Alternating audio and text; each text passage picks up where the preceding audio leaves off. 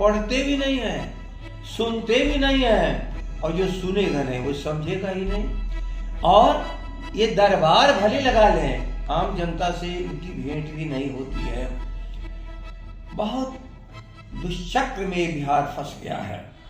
बिहार विधानसभा में सत्ता पक्ष के विधायक जो हैं वो लगातार अफसरशाही को लेकर के सवाल खड़े कर रहे हैं। इसके बाद आज आरजेडी के प्रदेश अध्यक्ष जगदानंद सिंह ने भी इस सवाल को उठाया है। उन्होंने साफ तौर पर कहा है कि नीतीश कुमार जो हैं 17 साल से मुख्यमंत्री तो हैं, लेकिन उन्हें ज्ञान का अभाव है, वो किसी की सुनते ही नहीं हैं। कुछ चंद अफसर हैं जिनकी वो सुनते हैं और उन्हीं को अपनी पार्टी में ज्वाइन करवा लेते हैं, उसके बाद सुपर कैबिनेट का नाम देते हैं। तो एक बड़ा आरोप सीएम नीतीश कुमार पर लगाया है जगदानंद सिंह ने। उन्होंने कहा है कि नीतीश कुमार में ज्ञान का अभाव है, वो पढ़ते लिखते नहीं हैं, किसी की सुनते भी नहीं हैं। साथ ही साथ अफसरशाही को लेकर भी उन्होंने कहा है कि चंद अफसरों को उन्होंने कुर्सी तक दे दी है और सिर्फ उन्हीं की सुनते हैं। जिस तरीके से बजट सत्र में बजट पेश किया गया उसको लेकर के उन्होंने कहा है कि बजट तो पेश किया जाता है, लेकिन परिणाम बजट जो है वो पेश नहीं किया जा रहा है। क्या वजह है कि पिछले 2 सालों से परिणाम बजट है जो पेश नहीं किया जा रहा है? तो एक बड़ा सवाल उन्होंने उठाया है। उन्होंने कहा है कि परिणाम बजट को न पेश करने के पीछे सरकार की यह मंशा है कि वो जो लूट खसोट किए हैं कहीं ना कहीं उसको छुपाने की वजह है। क्या कुछ कह रहे हैं जगदानंद सिंह?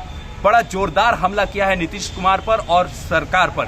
क्या कुछ कह रहे हैं जगदानंद सिंह? छोड़े जाते हैं उनके बयानों के साथ। कुछ पदाधिकारी उनके कैबिनेट के मिनिस्टर हैं। मैं पीड़ा देखा हूं, आज नहीं है मनोज श्रीवास्तव, एक बार पीड़ा बता रहे थे कि साहब हमसे तो 15 साल जूनियर, जब बात करने लगा तो लगता था कि तो ये हमारा बॉस है, हम उससे लड़ गए, ये काम नहीं आप कर सकते।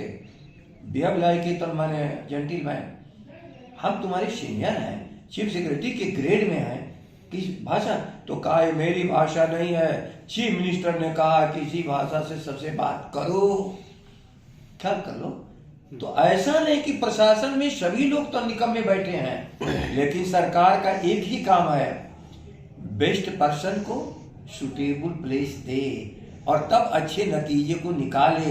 लेकिन अच्छा नतीजा निकालने की जब नीयत अपनी नहीं हो तो इस औजार में से बेस्ट नहीं वर्स्ट का चयन करता है, जो जनता में जालिम की तरह काम करे, जनता की समस्याओं को दूर करने के पहले उसी समस्या को बढ़ा डाले और उनके कमाई का साधन और ये एहसास करा दे।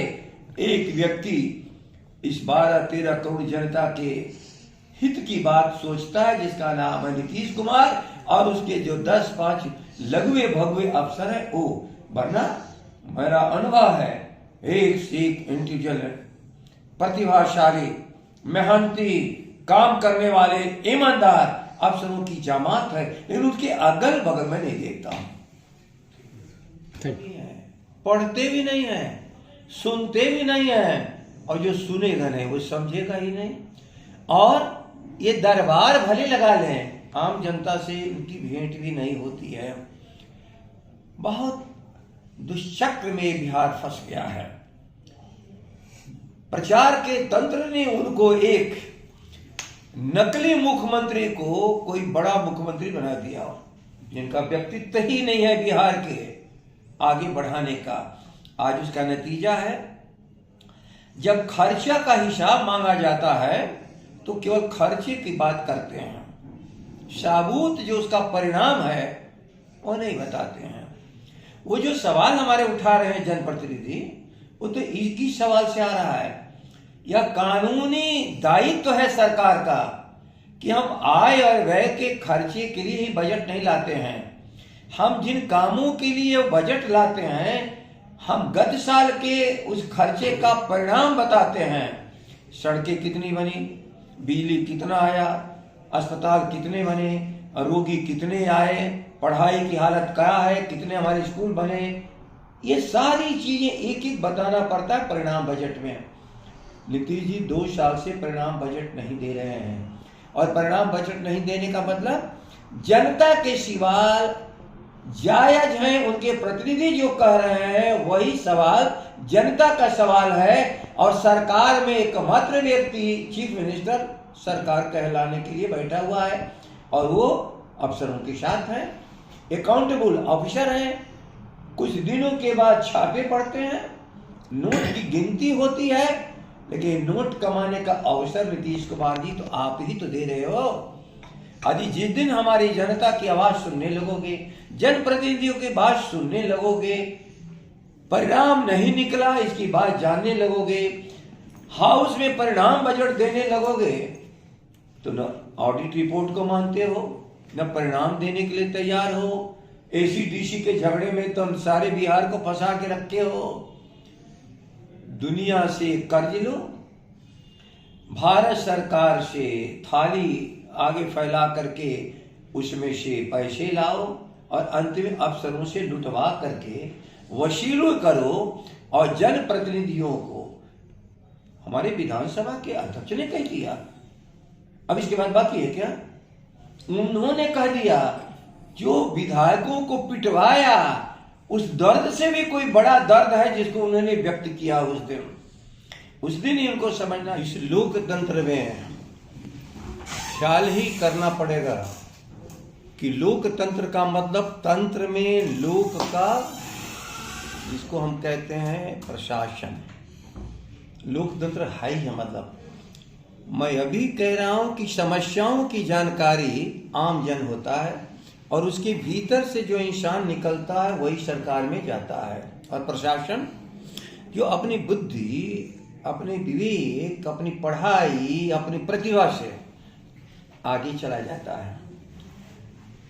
लेकिन समस्याओं की जानकारी जिसको कम पढ़ा लिखा कहा जाता है वो जानता है, इसलिए कि उस आम आदमी में से भुक्तभोगी होकर आता है। लेकिन उस समस्याओं के समाधान के लिए अफसर को कहेगा ये समस्या है, आप बताओ, ये धन है, वो मांगेगा और उस धन को विधानसभा देता है। यही क्रिया है। और उस धन का प्रयोग करने के लिए तकनीकी पदाधिकारी, चाहे जितने विशेषज्ञ जिसके हैं, वो सभी तरह के लोग सरकार के तंत्र के हिस्सा हैं। लेकिन भुक्तभोगी जो है अंत में उसी को, उस सारी व्यवस्था से उसको राहत मिलती है। जो आज के जनप्रतिनिधियां देख रहे हैं कि राहत मिलने रही है। जब बजट देखते हैं, बजट बनाते हैं, बजट को स्वीकार करते हैं तो देखते हैं कि जनता के पसीने की कमाई जो खजाने में है वो तो धन दिया गया इस समस्या को हल करने के लिए। तब वो अपने नीचे के अफसरों से पूछता है ये धन कहां गया? तो अफसर कहता है कि आप कौन पूछने वाले हैं, सरकार पूछेगी। अर्थात सरकार माने मंत्री परिषद।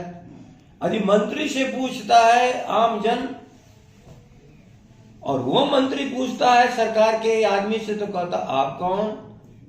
हम तो मुख्यमंत्री को जवाब देंगे।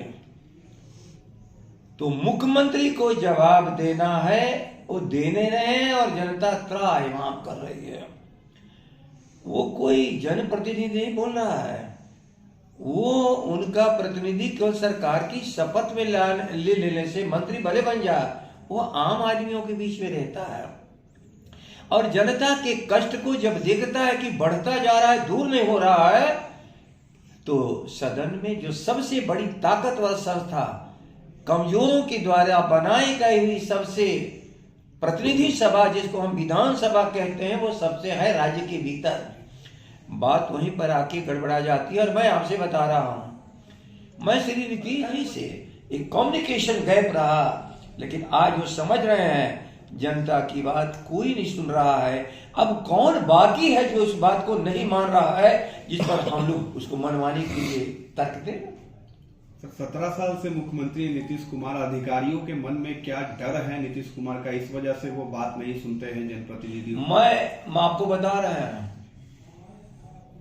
हम जब सरकार में थे तो बिहार में तो अफसर अच्छे जान, लेकिन अपने जिले में नया नया बना था, मेरी बराबर इच्छा रहती थी कि कोई तेज तर्रार हमको कलेक्टर मिले। तो मैं अपने दौरे में देखता रहता था कि जो नए नए नौजवान लड़के आए हैं डीडीसी बन करके, आईएएस, कौन है इसमें काम के लायक? 90% अच्छे लोग मिले हमको। हमको 2 वर्ष मिला वर्स्ट,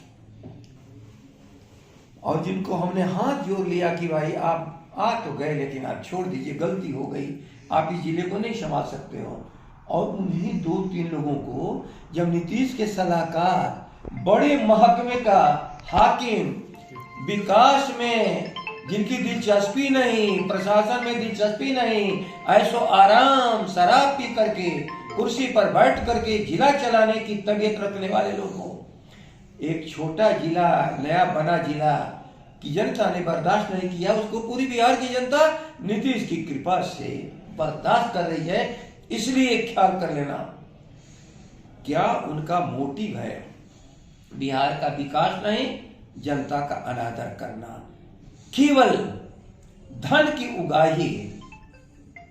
उनका साथी सहयोगी कौन बनेगा? जो कहीं पर रह चुका है आईएएस, कभी रह चुका है उनका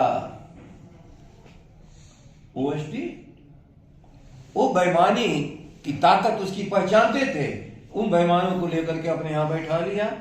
और वह एक ऐसा जिसको कहते हैं सुपर कैबिनेट, कोई कैबिनेट नहीं, कोई तो चीफ सेक्रेटरी नहीं, कोई भी एडमिनिस्ट्रेशन का आदमी नहीं, ये जो सुपर कैबिनेट है वर्चुअली नीतीश के उनके कुछ पदाधिकारी उनके कैबिनेट के मिनिस्टर हैं। मैं पीड़ा देखा हूं, आज नहीं है मनोज सिन्हा।